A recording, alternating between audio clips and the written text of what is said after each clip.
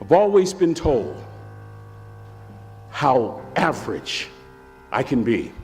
Always been criticized about being average. But I want to tell you something. I stand here before you, before all of these people, not listening to those words, but telling myself every single day to shoot for the stars, to be the best that I can be. Good enough isn't good enough if it can be better, and better isn't good enough if it can be best. But I listened to what Jim Valvano said 21 years ago. The most poignant 7 words ever uttered in any speech anywhere. Don't give up. Don't ever give up. Those great people didn't.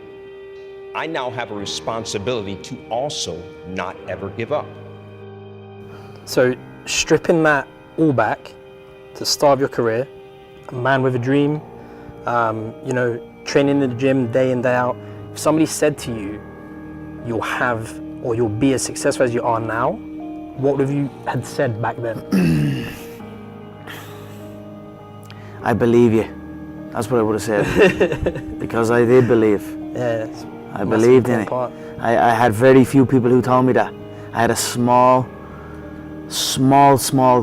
group of people that would tell me something like that.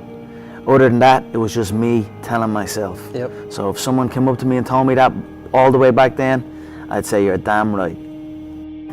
You know, that's all you have at the end of the day is your work and your integrity at all costs. I don't care if it's 4 scenes in a movie, and I don't care what it is, that you have to infuse it with as much excellence as you can. So when I, was able to work with Meryl Streep, it was a dream come true, and I knew that I had to step up my game.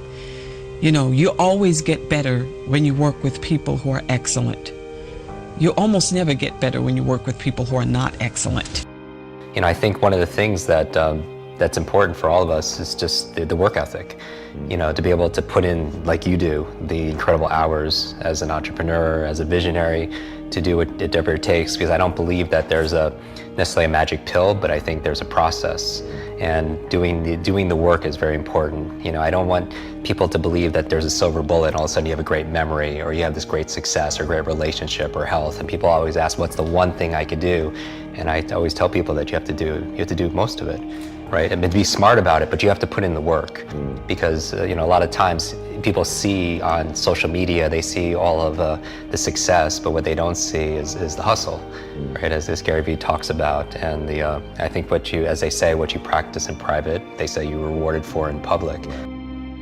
Wisdom will come to you in the unlikeliest of sources, a lot of times through failure.